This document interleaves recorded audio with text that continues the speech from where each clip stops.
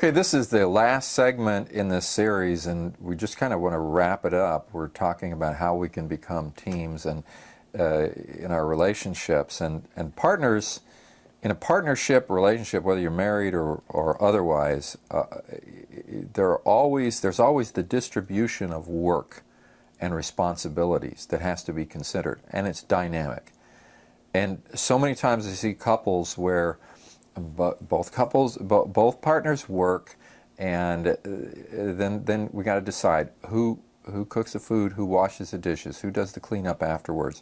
What about these clothes that are being thrown on the floor over here, and all this over here? You're making a mess for me here, and the question is about, are we taking responsibility, and how do we communicate this? Even if you finally get it to the point where you've laid out who does what, and you've got a really good balance and everything is working, the dynamics are constantly changing.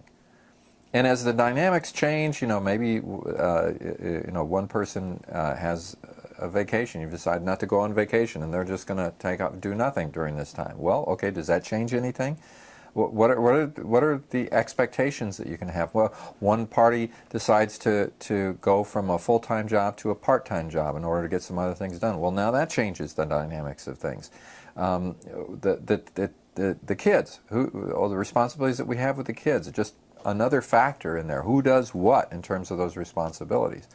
And for all of this reason... And the pets in the family, they need... Yeah, the pets. Care. So who's going to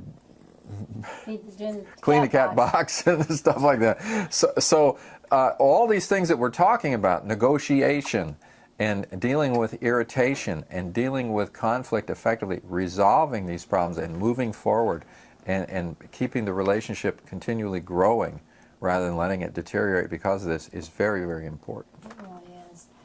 Well, I feel like you can't be lazy in a marriage, folks. You can't be lazy in a marriage. If you're a lazy person, don't get married, because your partner will just end up hating you. You have to carry your load. You really do. And I feel like if one of you works full-time and the other one doesn't, well, then I think the one who stays home should do a lot of the homework. I mean, I really feel that it's fair. Your mate comes home tired from work all day long, stress, whatever, and they come in. They don't want to come in to dirty dishes in the sink and laundry and smells that aren't very pleasant. They need to come home to a pleasant atmosphere. Let's face it. And so, but if both of you are working, well, then you should both share in the chores at home, of course, because you're both tired. You both have had full days. You're both stressed out. You come in, you should both do the dishes, you should both cook the meal, you should both help with the laundry. It isn't fair for one person to do everything. And you know when you're being unfair. You really do know when you're being unfair. And I feel that, you can deny it all you want to, but you know when you're not carrying your load. Well, I don't. I just have to tell you, I don't know when I'm being unfair. It's up to you to tell me. Because lots of times I think I'm being fair. I think I'm fine. And you think I'm not being fair. If you don't tell me and you think I'm unfair, you become a martyr.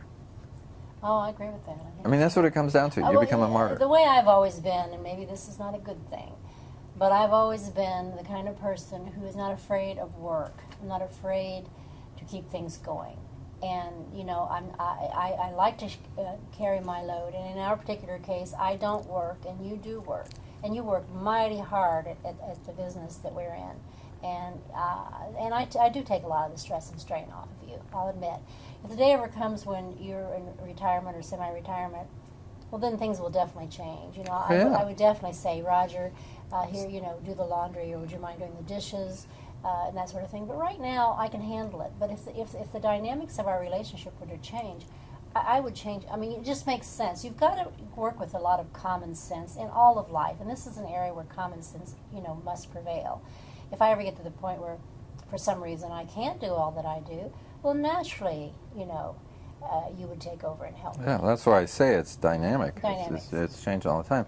The martyr syndrome just happens all the time, and that's that situation where you feel like we're unequally yoked. I'm doing all the work and you're not doing enough, and I'm having to clean up after you and you're making the messes, and it's not right, it's not fair, I'm a victim. Yeah. Well, that whole victimhood thing, and the continuum between ownership and victimhood is a really important thing to keep in mind in all of this, and that is that whenever you're feeling like a victim, the solution is to move towards ownership. You're not taking enough ownership. You're allowing yourself to fall into the victim mode. Part of assertiveness is overcoming the victimhood by speaking up, by defining the problem, figuring out what needs to be solved, and do something positive about it so that you don't become a victim. But in order to do that, you have to own the problem. If you put it all on the other person, that's what victims do. Victims have perpetrators. The perpetrator is the person who's to blame for my victimhood, okay? They don't get it. You are to blame for your own victimhood. And you can overcome that by taking ownership. Now, it does require you to get in the face of the other person and to talk to them and to deal with the situation and to hit it head on and to fix it. But too many times we have people, they avoid that because that's too uncomfortable. Then they just go ahead and dutifully do what is expected of them by their partner, griping all along the way and feeling like a victim and a martyr, and seeing their partner as the perpetrator to the whole thing, the evildoer and all that kind of. Well, that can't exist in a relationship. That destroys it. And it needs to be equal. If it's not fair, then it needs to be made fair. And if the other person doesn't respond, maybe the reason they're not responding is the way you're talking to them and the way you're going about it. Because if you use some of the principles that we put in this 10-part series, it can make a huge difference between how you are able to negotiate fairness into your relationship and the unfairness out of the relationship, and really bring about the harmony, the equilibrium, and the right kind of ecology to your relationship that's needed. I think what we're talking about here, though, is remaining in love. Do you want to remain in love or not? If you want to remain in love, you're going to have to work mighty hard at it. I hate to say it. In all the things we've talked about on this whole series, even to sit down and listen to this whole series and really listen to it. I mean, I'm not trying to sell our series, but to even do that is saying that I care about my love in my life. I want to stay in love. I want to love my partner. I want to stay with this partner. I want to work at this. I want to find out how. I want the tools. Read books, study. I mean, you would do it for something else. You do it to learn a language. You do it for anything. You've heard this old saying 1,000 times. Anything worthwhile takes a lot of work. You cannot expect it just to happen. We got to drop those childhood things where some fairy is going to come along and sprinkle us with fairy dust and everything's going to be beautiful. It's not going to happen, folks. You have got to really, really roll your sleeves up, get into the relationship, work at it, read, study, listen to things like this, and then hopefully have a partner who loves you enough that they will listen to you. I mean, that is so important, and I'm very grateful that we have a relationship where we do have our tips. This is not a perfect marriage, by the way. We have our little tips. It's close. But we can talk, and I'm eternally grateful for it. And when I have a problem, I'm so grateful that you will stop and listen to me, and then I hope I do the same for you. I think we try really hard at it, and so. Yeah. And I'll tell you one thing. We talked about sex a little bit in this series, and all this does help your sex life, folks. Hey, you guys out there, if you want your wife to love you and the way you want to be loved, then treat her right when she's standing up, when she's doing the dishes. And I don't mean just bringing her flowers and candy. I mean helping her, being kind to her, loving her, being sweet, being thoughtful.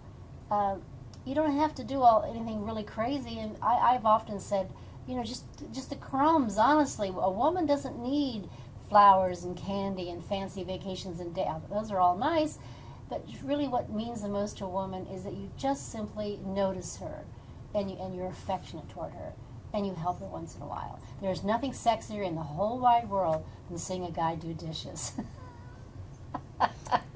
Okay, so I guess I'll be doing dishes tonight, right? But it's true. All right.